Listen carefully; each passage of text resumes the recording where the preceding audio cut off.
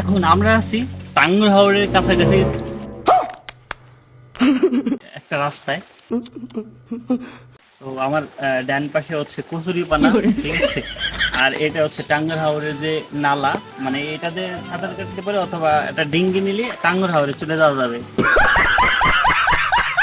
তো যাই হোক, এই হচ্ছে বর্তমান পরিস্থিতি। ছাতা নিয়ে বৃষ্টি পড়তেছে, বৃষ্টির মধ্যে দাঁড়ায় দাঁড়ায় টাঙ্গুর হাওরের একটা ফিল নিতেছে। এইটাই হচ্ছে গ্যাস আমাদের বাড়ির পাশে যে রাস্তাটা, এটা রাস্তাটা।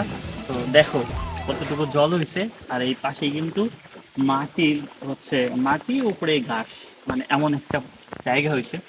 তো এইখান দিয়ে যারা যাচ্ছে এই পাশে হয়তো বা মাছ চাষ করা যাবে এমন একটা অবস্থা হয়েছে, ঠিক আছে।